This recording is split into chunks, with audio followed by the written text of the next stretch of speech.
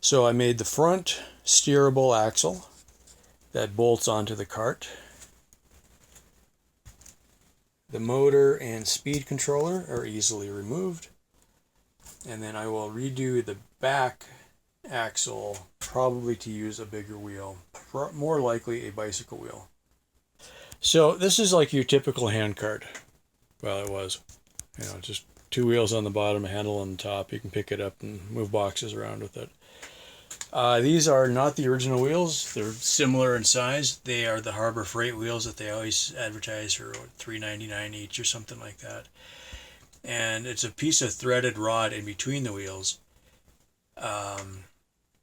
Mainly because the axle that was in there was not quite long enough for what I needed, but it's very close. So you wouldn't necessarily need to do that. And I had the threaded rod. That's the other thing, is it's like, well, it was kind of a waste, but I had it. So it's a little bit too long, but I don't want to cut it off because I'll reuse this piece later. I was able to attach a sprocket to the wheel because the wheel is bolted together. Sorry for the lighting in here, it's a little dark. So the wheel already has 4 bolts holding the two halves together. I swapped out the bolts that it had for longer bolts, and this sprocket that I bought just happened to have the same hole spacing. This is a nut that's just really long, but it's threaded, I think, all the way through. May not be all the way through. Doesn't really matter. Okay, so these I used as spacers. I put longer bolts in, ran the spacers, the nut coupler nuts, and then came all the way through and put a nut on the end, and that's enough to hold the sprocket on there.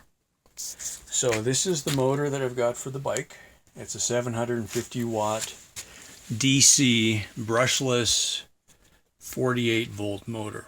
Okay. It's actually got gear reduction in it. I actually forgot about that until I went back and looked at the description again. And it came with a 420 size sprocket on it, so I just bought another sprocket of the same size and a piece of chain, or a chain. The motor also included a speed controller, so that they work well together. So then it was just a matter of, I attached some OSB to the handcart and then bolted the motor to the OSB. I had to look at this as a way of, I needed to see, would this motor be enough to push me down the road at all? Step 1. Step 2, the batteries that I'm assembling, are they enough to get me any distance? At this point, I didn't really know. Okay. So what I had to come up with was, I wouldn't even say a safe way, but a practical way to attach a motor to something with wheels on it that I could sit on and test it out. Because like several months ago, I had this motor sitting here, about there on the bench, hooked up some batteries to it, had it spinning, but I had no idea really how much power it had. Okay. So I'm looking at this kind of like modular sections, right? So I had to test every piece one at a time and then move on to the next thing and then move on to the next thing.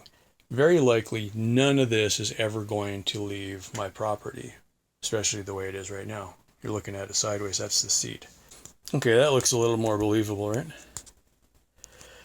If you've seen the video where I made the bike trailer, this is also the bike trailer, right? So there's the hitch on the front from the bike trailer. I built up the front steering system out of pieces. These are 20-inch wheels. They're essentially bicycle motocross BMX wheels. I bought them from Harbor Freight. No, these are from Northern Tools. They are for utility carts. They're rated at, 150 pounds, 300 pounds, something like that. They're set up a little bit different than a regular bicycle wheel, though, in that you can just run a bolt through them instead of having the typical bicycle bearings. If you've ever taken the bearings apart on a bike, this is not quite the same. So, okay. Rather than taking bicycles apart and then trying to figure out how to mount them, I bought these instead just as a starting point. So they'll at least work good for front wheels. Okay, so this is a bolt here, 1/2-inch bolt, welded to a piece of 1/2-inch pipe. Another bolt goes through the pipe, and then off the back side, this one's easier to see maybe, there's an arm coming back, piece of conduit is my tie rod, so when I move one wheel, the other wheel moves. And then for a quick and easy way to test it, I grabbed a random piece of metal that had a bend in it. That's really sharp. Vice gripped it onto here so that I could grab the handle and sort of steer. It was good enough just to get me down the road to see if it would work at all. So that day was really hot. I'm using my phone now for shooting this video. The phone shut off, so I don't have very much footage from that day. I also grabbed a GoPro and it quit working. So yeah, go figure. But anyway, what I was able to test, steering worked good enough to keep me out of the cactus. Motor worked fantastically. The battery pack that I had assembled, I'll get a shot of that in a minute, got me to the gate and back and had plenty power left over, so that's a good starting point. But I needed some kind of a seat, so I grabbed my stool, screwed it to a piece of plywood, screwed that to the wood, on down. And then the motor drove down to where the other wheel is back there. Now, what happened was, the tire was probably low. The motor has a lot of torque, and it was able to slip the wheel in the tire, and then it went flat. So I probably tore the tube. I haven't taken it apart yet. It was somewhere over 100 degrees that day, and I was pretty much done, by that point. Oh, and as these things happen, that happened at the farthest end of my property, so at least a quarter of a mile away. So then I had to think, oh crap, grab the air compressor, throw it in a wheelbarrow, walk all the way down there, air up the tire. Nope, that didn't work. Okay, take the tire off. So I took a spare tire with me, go down there. Now I've got a wheelbarrow, an air compressor, and my, whatever we want to call this, quarter of a mile away. So then I had to, figure out how to get everything back again. So that was about the end of that day. So anyway, so obviously this is not how it's going to look at all, but it was a good first test. I was able to learn that the batteries are working really well. I'm very optimistic about that. The motor, I'm very optimistic about. It's got a lot of torque and plenty of power. Now, I'm only driving little tiny wheels right now, so it wasn't going very fast. But I think with gearing, I could get the speed into a range that would be faster than a bicycle would go. And that's really all I care about. So that's kind of it. I guess if I just kind of back up and look at it, what I had here is a temporary cart that I could test individual pieces on.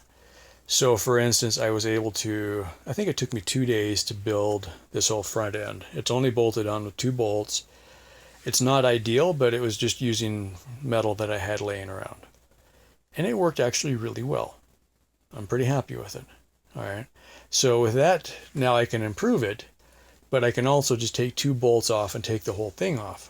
Now I've got a trailer for my bicycle again, so the next time I go in for groceries, I'll have to take all this apart because this is the trailer for going to town. Okay. Same thing up here. Couple screws, this will come off, a couple bolts, 4 bolts, the motor will come off, and then that'll be done. A few screws and this will come off, and now I've got the trailer again. The next iteration, and I think iteration is probably the best, one thing I noticed is my front wheels are probably wider than they need to be. I think I made it that wide because that's how big that piece of metal was. After riding it a little bit, wider is stable, so I like that. But I'm not doing this for high-speed cornering. I just need to get down the road. So I'll probably make it a little bit narrower. So front, make it narrower. I'll redesign the front a little bit, but this basically did work. So I'm not going to have, I don't have to change it very much. That's kind of the idea. One thing to note, there is no bearings on these pivots. so it doesn't steer very easily. But just for a quick hack, it actually worked out pretty well. Rear axle I'll probably make wider, but that's as big as that piece of threaded rod is. I think it was 24 inches. So I can't go any bigger than that. But those wheels are 5/8 diameter axles. So I got a bunch of 5/8 bolts. These are expensive. So that's my axle size. That'll fit in like that wheel. Okay. What I'm going to have to change though, I want to go away from having bearings in the wheels and go to, like, for instance, a go-kart rear axle where it's a solid axle with hubs that the wheel bolts to. So I got to figure out how to do that with what I've got. And then I'm looking at these wheels is probably what I'm going to use. Maybe. So can I make a hub work with that wheel or not? Or will I just use these for front wheels and come up with something different on the back wheels? Because they don't necessarily have to match. So I've got 4 of these, so that would be nice to have 2 wheels for the front, maybe 2 wheels for a trailer, or have a spare set of wheels would be a good idea. Okay, so that's basically it. I've decided for what I want, I'm going to have a 4-wheel cart, not a 2-wheel bicycle or a 3-wheel trike. So it'll be more of a quad. And it'll be a recumbent, not like this, so I'm not sitting up quite so high. This was just a matter of convenience. I needed to put my weight to the back because the back wheel was spinning when I sat further forward. So here, this is the blue bike that I have been riding to town most of the time. This is a single speed bike. That's either good or bad depending how you look at it. Single speed is more reliable though. You don't have to mess around with the shifting mechanism so much. I'm kind of liking it. It's not a horrible bike. It's also a taller bike. It's based on 700 size wheels, so it's like about 29-inch wheel instead of 26, something like that. And that shiny bit of metal here, where's that? That's the hitch that I made to hook up to the cart. All right, so that's it. I often just call it the blue bike. That's it. Okay. The black bike, the first black bike, is the one I rode home from El Paso, minus the last 10 miles. But basically I rode it all the way home, so most of 100 miles. It's a 18 speed, I think, multi-speed, typical mountain bike. Literally the cheapest bike that would sort of fit me that was at Walmart that day. Okay. Behind that, the blue tired bike, and this one, and then parts of that one were donated by David. Thank you very much. I was explaining to him my project, and he's like, wait, we got a bunch of bikes. I'll bring them back for you. So the next time he went back to he lives out here, but he also has family. So he goes back and gets the kids to donate all their leftover bikes. So awesome free parts bikes. And wheels, and I also got spare tires, chain derailleur that's all fragged and everything. And up in the top is more of the 20-inch wheels that I'm going to probably use for trailers or something like that, and then various other leftover wheels and tires back here. Yeah, these are the original ones that came with the handcart, so similar size, but they just use a straight shaft and a cotter pin to hold them on. And various other bits and bobs, a bunch of iron pipe. Any of the stuff that's got the brown paint is left over from the school bus seats, so all of that and so on. So that's kind of an idea of what we got to work with out here. Oops.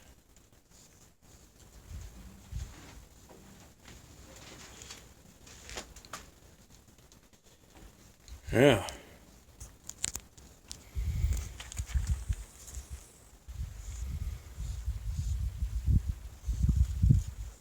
Scrap metal.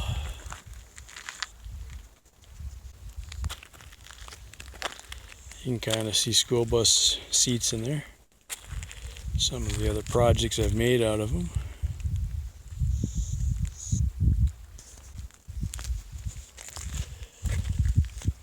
All the padding got wet in the first year, so I hauled that all to the dump. But the metal, aside from some rust, is actually in pretty good shape. Work around the rusty parts if you can. Also got some conduit left. And these are pieces of aluminum from the school bus windows.